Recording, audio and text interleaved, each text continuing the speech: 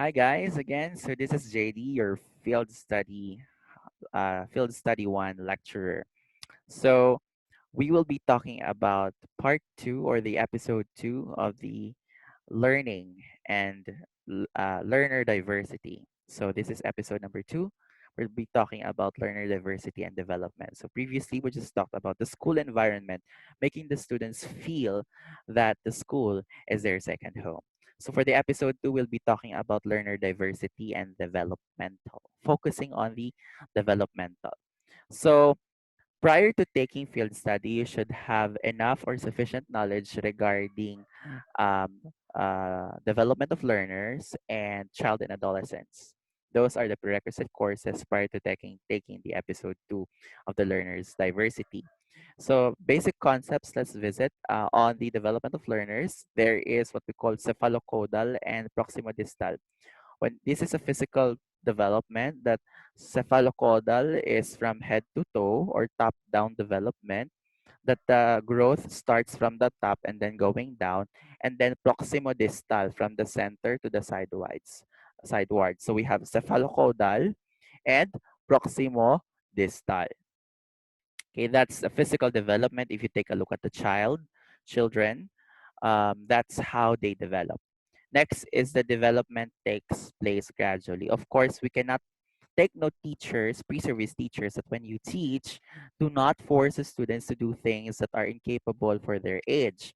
Although there are students who can actually do things or do stuffs that are advanced on their age, but then again, as teachers, we try to meet halfway with these students who actually cannot do certain activities and can do certain activities. And that development takes place gradually. And in the 21st century education, we are already trying to correct the idea of late bloomer or late uh, or delayed growth, because actually we have different developmental rates. We have different developmental rates depending on our environment, on our physical environment, on our social environment, social and cognitive environment. It is no longer rooted on genetics. So the development of a learner is highly influenced by the genetics, of course, and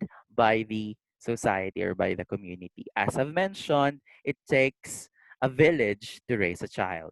So there are four domains of development and learning. There are a lot of domains, but I want to focus here on these four. First is the physical development, and then next is the social development, emotional development, and cognitive and development. There are a lot of theories in education and psychology focusing on understanding the development of the learners, but I will only be featuring two, which I think pertinent to our topic this afternoon, this day. But I believe that all developmental theories must be considered by teachers when they are teaching.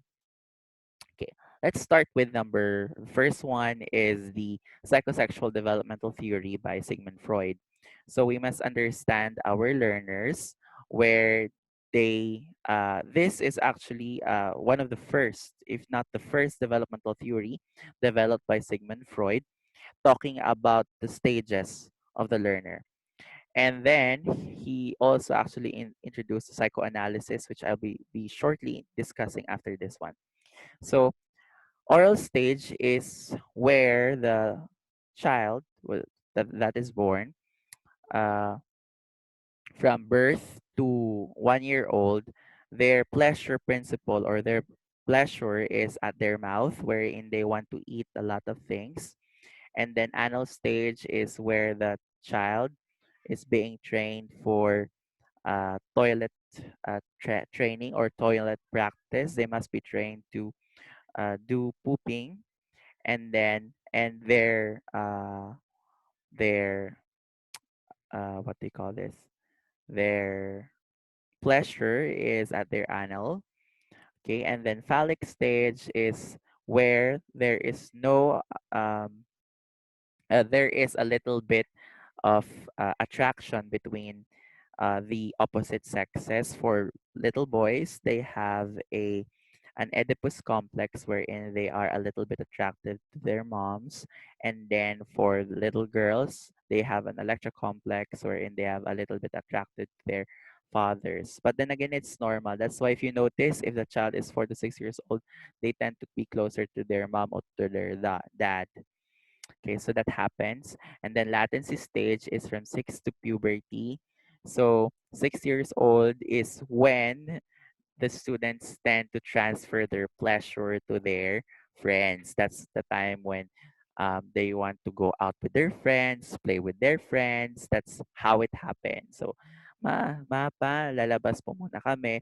But there are tendencies that if there is a case of fixation, meaning that the child decided to stay on that stage, there are problems that you would face. Like for latency stage, if they have a fixation on latency stage, they tend to, even if they're already 20 years old, 30 years old, they tend to still go out with their friends oftenly.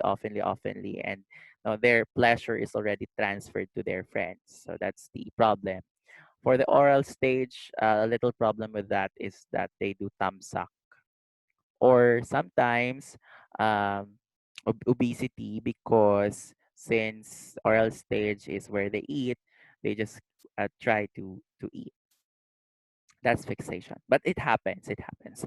And then for the fifth stage is the genital stage, puberty onwards, meaning that their pleasure is already located at their genitals for both male and female. So that's where their pleasure is located.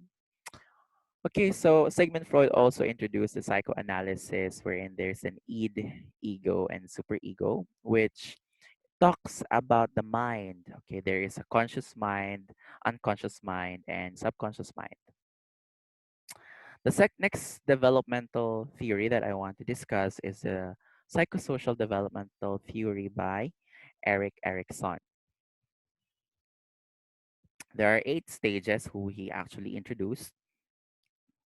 The first is the infancy. First stage is birth to 18 months.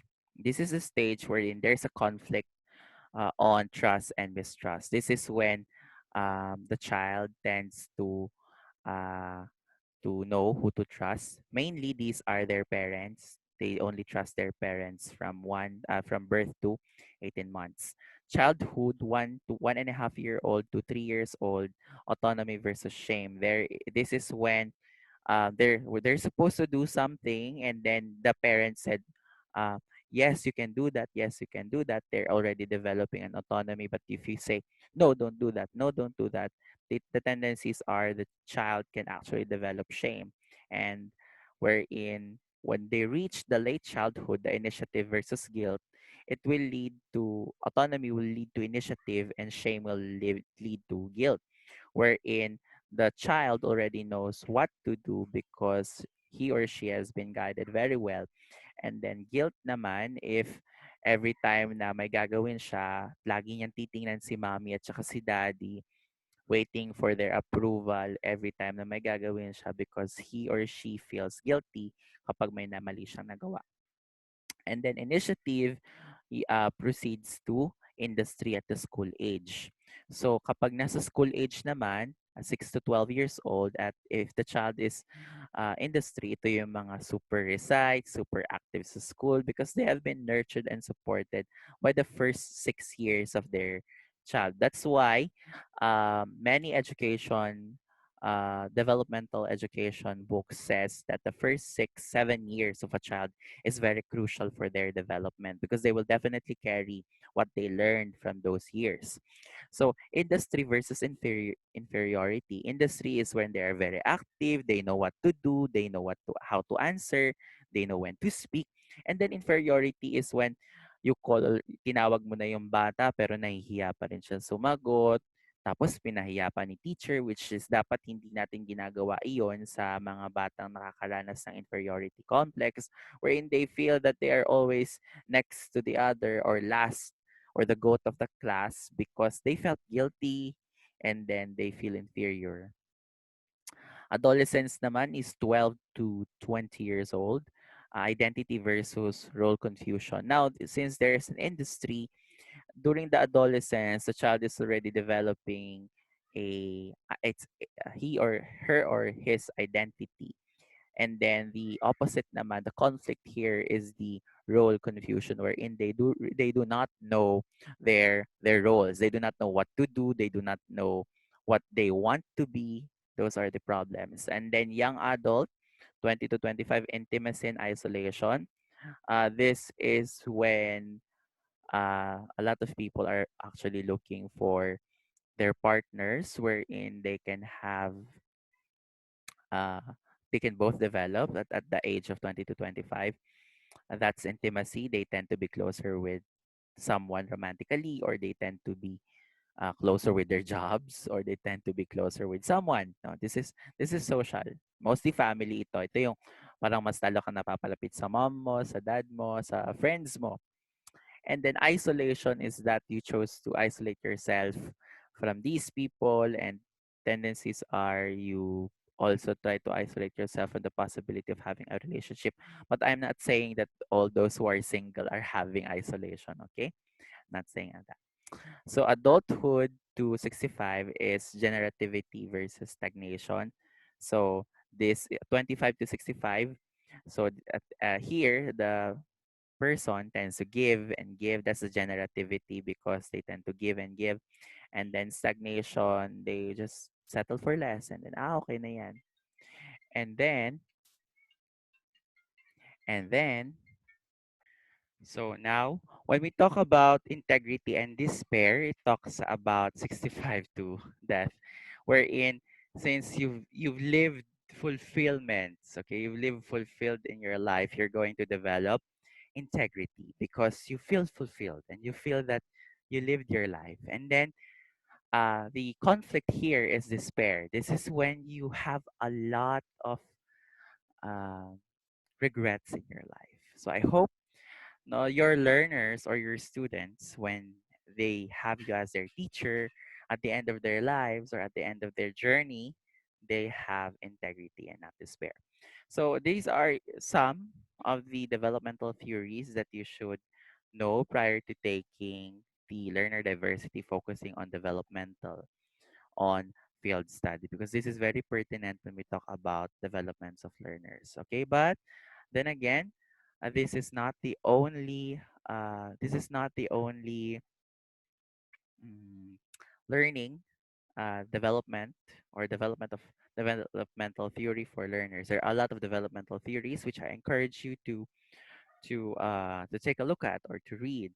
Okay, so yeah, thank you. So that's for the episode 2 of the um, learner diversity and development. Thank you very much, and God bless.